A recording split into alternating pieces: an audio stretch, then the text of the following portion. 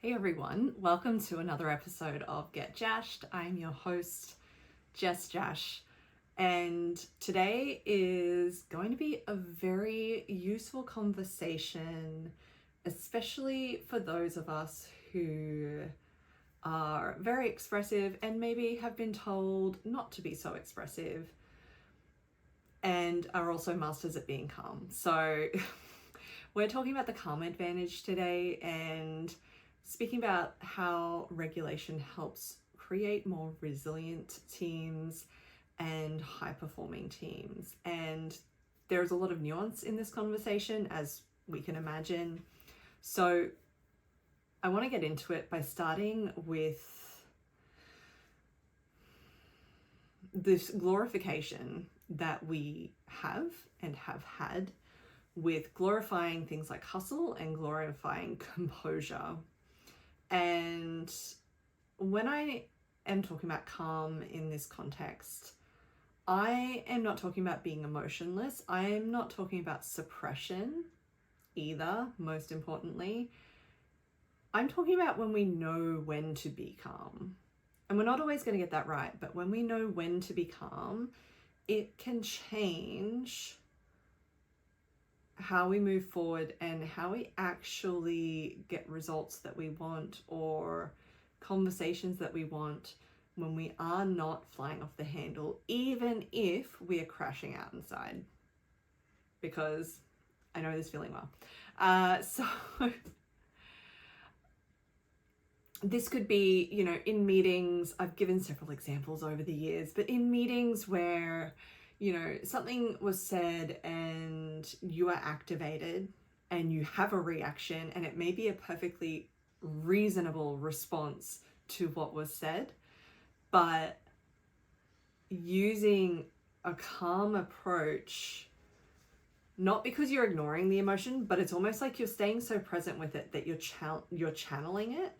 So I don't know if you've ever felt so calm and clear when you are completely furious, for example, and how it's almost astounding because you feel really calm and clear, and it's not from a place of feeling happy or feeling like everything's great or being totally happy and content with everything. It comes from a place of, all right, this is enough. This is what we're going to do. So we're not framing calm as constant serenity. We are looking at it as emotional range with the skill of regulating and using that clarity to help us. And this takes practice, and each of us are going to have different skills in this area as well. So this is just a conversation. Any of the tips, any of the things are there as suggestions, but the more you learn about yourself, the more you're going to learn what works for you. But this is how this stuff works anyway, right? We learn from others, so then we can learn how we want to apply it to our own context, or whether we want to apply it to our own context. And that is the part of this personal and professional development. But the main point that we are working with here is that calm is not the same. It does not equal quiet or compliant.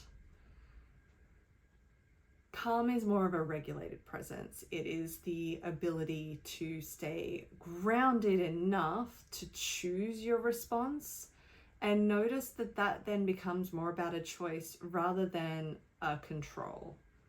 So you're not over controlling, you're not forcing yourself to suppress anything. You can still express what you need to express, what is appropriate to express, and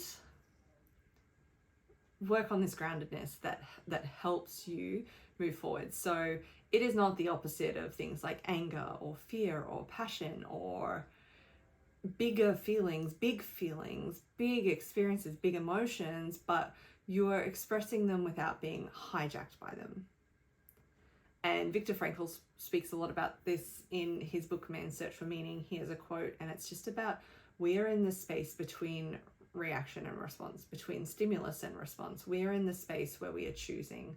We still have the stimulus, the thing that has made us feel something or react to something, but we are then choosing and responding.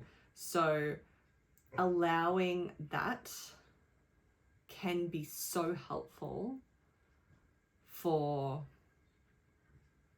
how we approach this topic, because I know that in the past I have been called calm and positive, and it's almost like, you know, very similar things in the terms of like toxic positivity, where it's like, oh, you're just so positive all the time. And it's like, well, that's impossible. That's exhausting. Calm is the same. And for women especially, the words calm down have been used historically as a silencing tactic. It's been used in other ways by saying stop being so hysterical,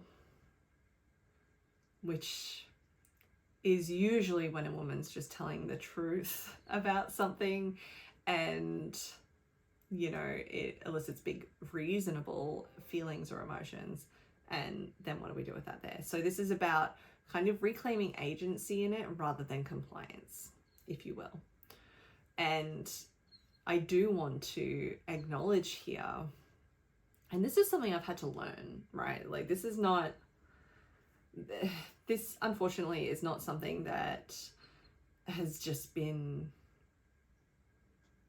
something I'm innately comfortable with, or something I've been innately comfortable with. I've had to learn this because we're all conditioned in certain ways. But, you know, being emotionally expressive doesn't make you not calm and clear.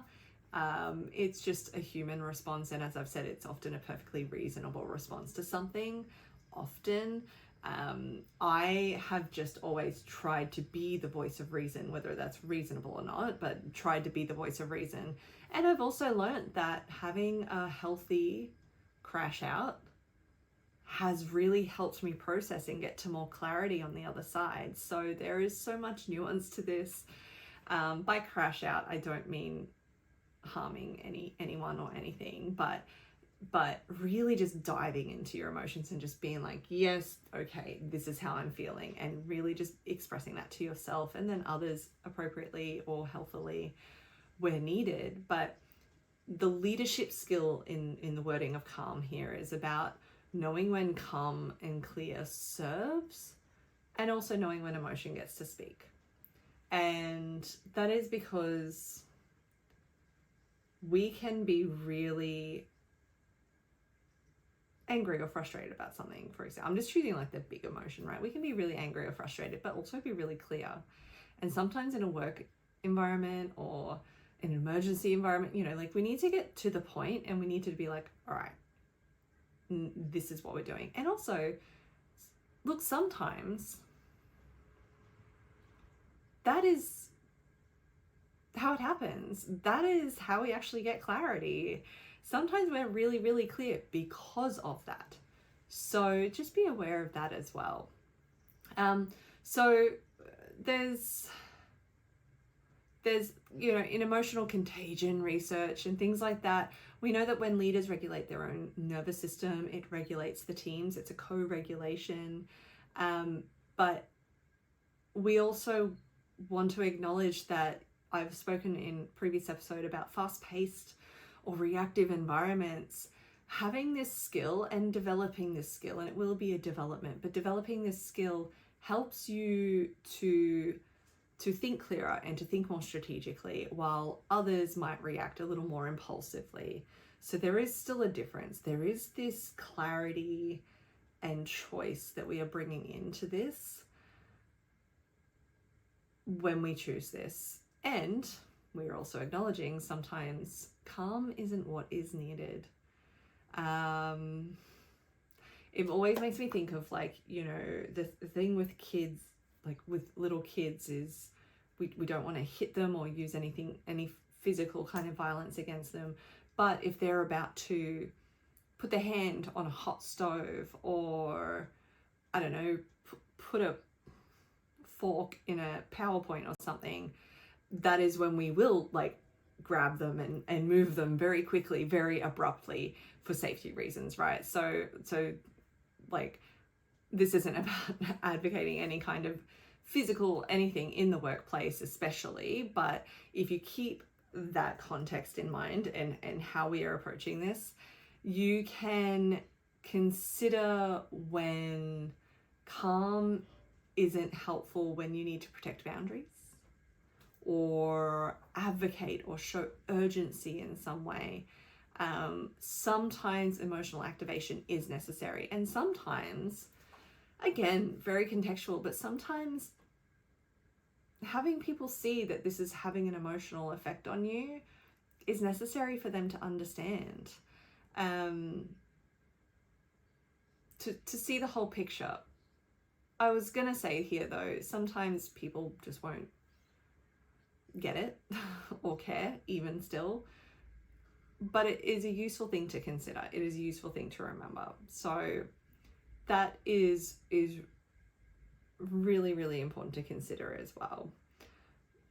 So we know that mindfulness practices strengthen emotional regulation and help reduce amygdala reactivity in our brains. So these are things that is wellbeing science behind what we would call calm, and it allows us to make those choices. I think what this is really coming down to is how practicing these things allows us to show an approach of calm even if we are having a reaction, because we are still choosing. So as I've said, it's not that we're not having an experience, especially an emotional experience, but we are directing it and we are being clear, especially when we need to. So this is something that's really important to consider for anyone. I also want to bring into the conversation autistic and ADHD brains. I can't speak to every autistic or ADHD brain. I can only speak to what I understand based on my own lived experience as both, and what I understand from the research, right? But we do know that certain reactivity is not helpful for neurodivergent brains, like especially emotional reactions that have no directions, that have no clarity, that have no anything. It is not really helpful for these neurodivergent brains that might need clarity, or sometimes the chaos might be really, help drive our focus, but it also can be overwhelming and overstimulating. So if whatever you choose, if it is calm or expression, ideally we're finding the balance, but if it is unclear, if it remains unclear, especially in leadership, if it remains unclear, we have an issue. We want to make sure that we are still leading. And here is the beautiful balance of leadership. So, sometimes predictable routines or clear communications or transition time helps to lessen the cognitive load, and that can be a calm approach. And I'm not, like, I keep saying calm as if it's like, as if it stands for something, as if it's like an acronym, but it's really just, that is what helps create, maybe peace is the right word, or clarity. But things like this and using calm leadership in a way that is deliberately chosen and intentional creates more inclusivity. And we also know that when we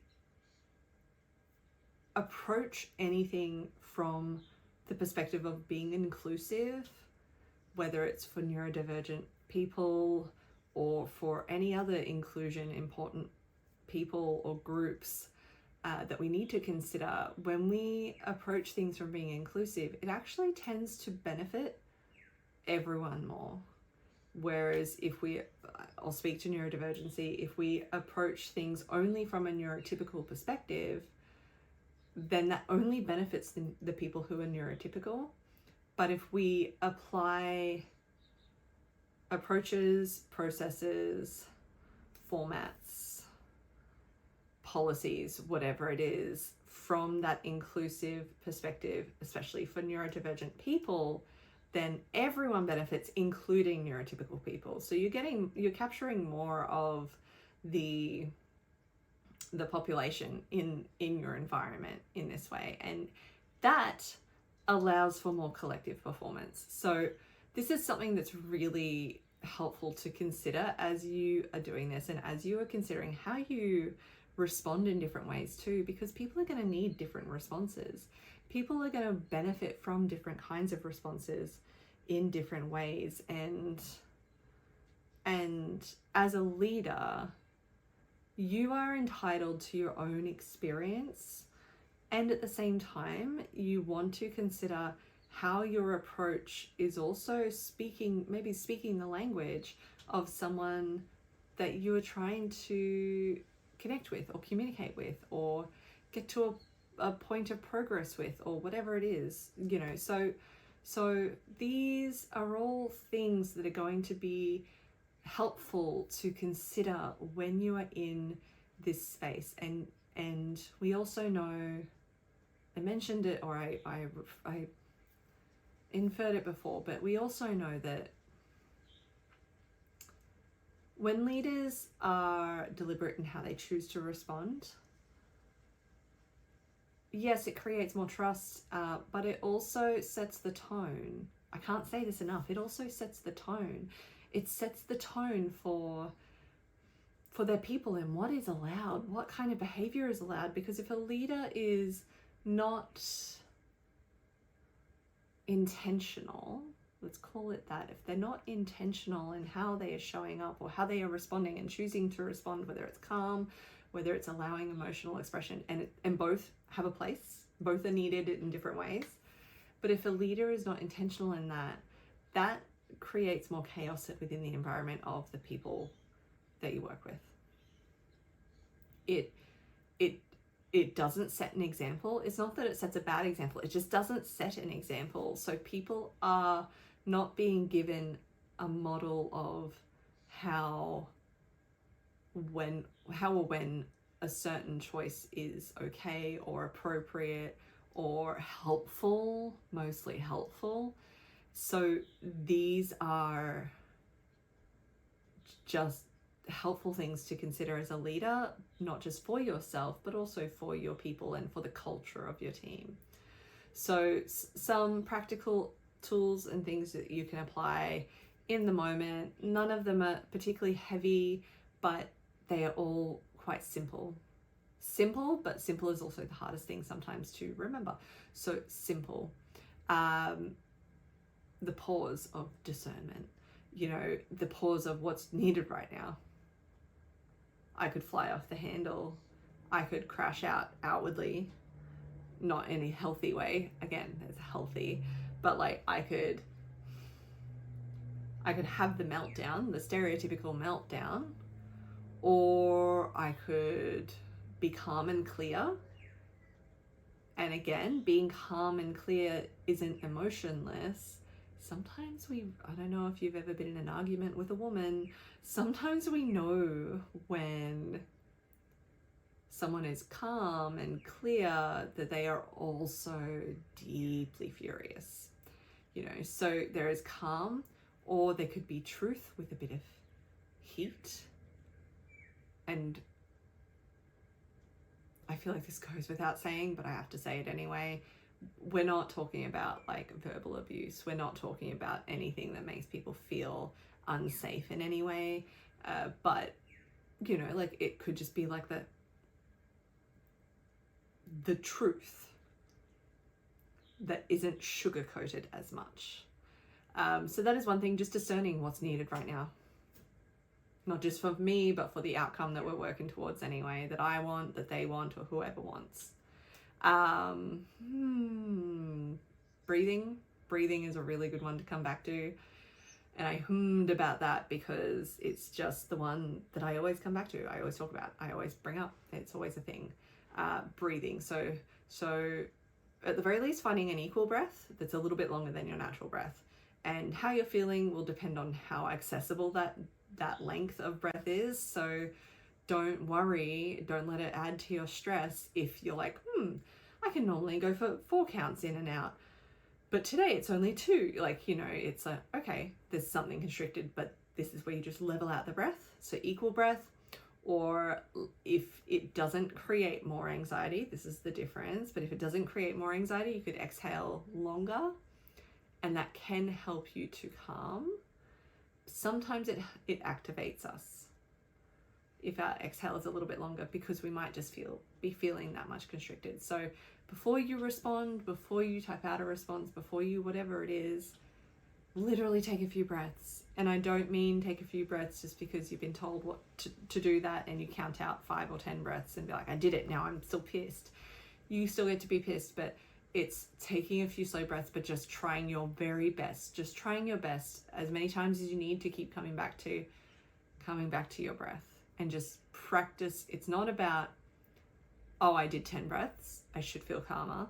It's about, oh, I'm just actually taking the time to just focus on the sensation of the breath, the count of the breath, the air on my nostrils as I breathe in and out, whatever it is, right? So that, somatic awareness, where do I feel tension in my body? Can I move some of that? Where do I feel tightness in my body? Can I help release some of that? Do I have space to before I respond to this?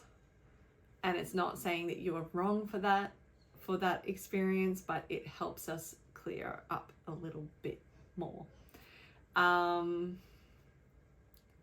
Predictable communication is a good one. This one is both a long-term game as well as a short-term approach. The long-term game is, I've said this before as well, learn each other's languages. It works in relationship, for like romantic relationships, friendships, families, as well as workplaces, and with your in-laws, and with your boss, but also the people you manage, and literally everyone that you interact with long enough to develop some kind of relationship.